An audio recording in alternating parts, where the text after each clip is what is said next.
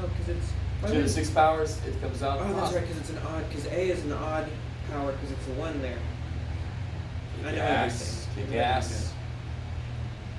Can something to the 6 power, can a real number to the 6 power come out negative? No.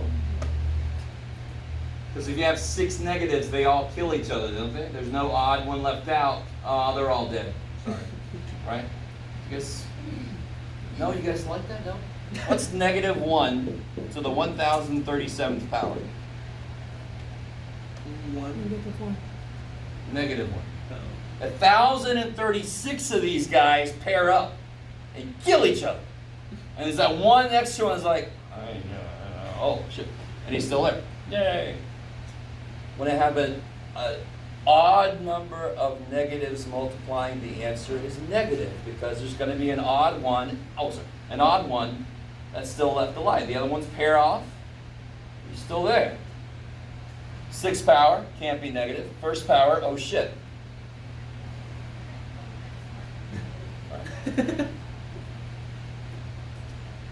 All right.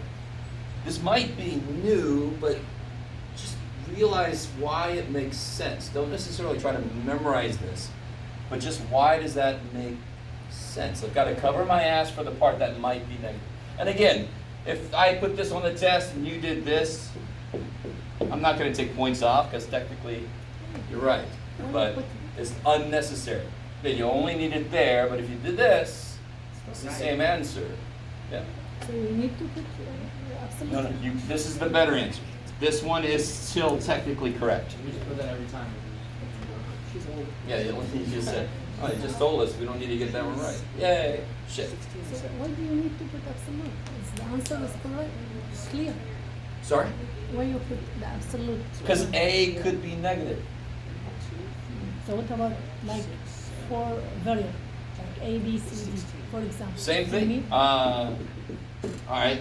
A, B, 12, C, 24, D, 156. Okay.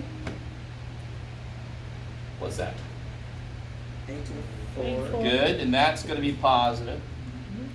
B to the 6. And that's going to be positive. C to the 12. And that's going to be Positive. so even power. D to the 78. 78. And that's going to be Positive. positive. So I don't need to ask you guys anyway.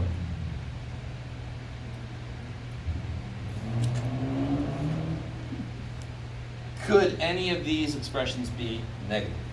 No, because I have an even number of them. Even if D was negative, D to the 78th is positive. You with me? Yeah. So I don't know shit about A, B, C, and D, but I know that the result of all this can't be negative. Here, that A could be negative. Oh shit! Got to cover my ass and put absolute values around that sucker. Yes.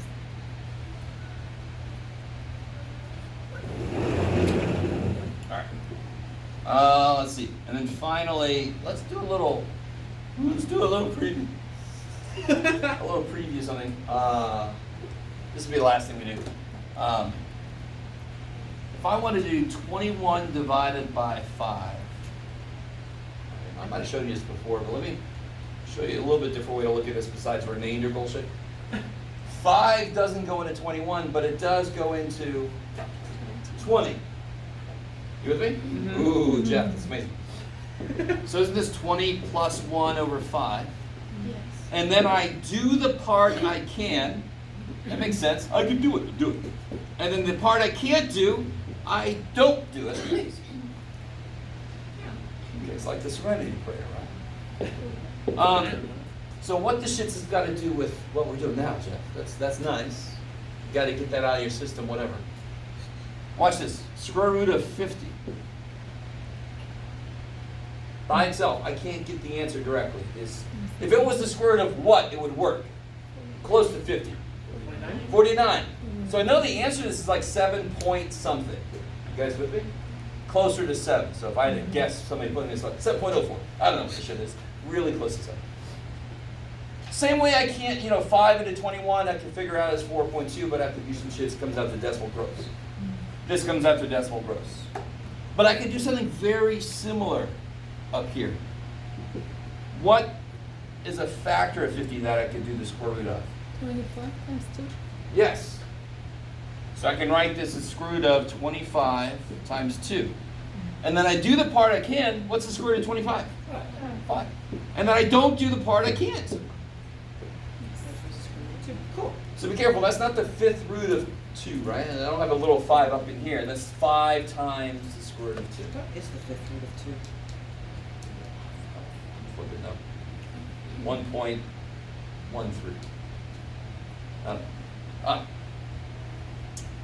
So watch this. See, what would happen here? What you got, Jeff? Yeah, let's do, yeah.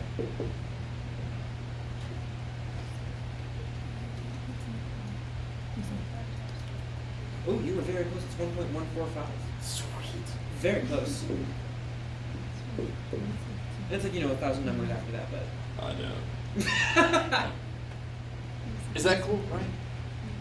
Now, do you see how, for example, I could have split up 50 as 5 times 10. Why would that not make any sense?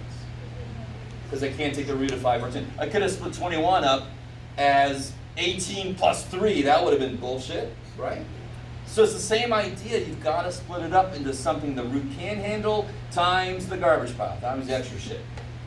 It's almost doable. It's just got an extra factor of 2. Ah, shit. So here, 75 is 3/4, right? 3/25. Square root of 25 is 5. 5. And the square root of 3, I don't know. I know. Isn't that crazy? 1.7 something. Sorry. Let me do it, Jeff. Just guessing. What do we got? I think it's plenty. So we just got a little bit into the second section in 9. So tomorrow we got a quiz. It's going to deal with the rational expressions and equations.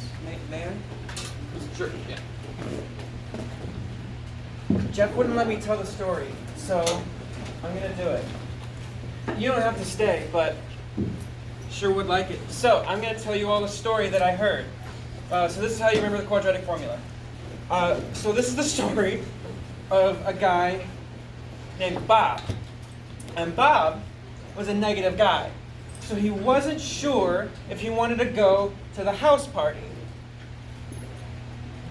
Because Bob's a square. But then he heard there was going to be 4 awesome chicks. So he stayed until 2 a.m. That's I like it. Yes. I learned that in like 9th grade. I should have been doing guest lectures this whole semester. Well, tough shit, because that's the only math thing I know. Oh man. Well, that would have been your day and then somebody else's day.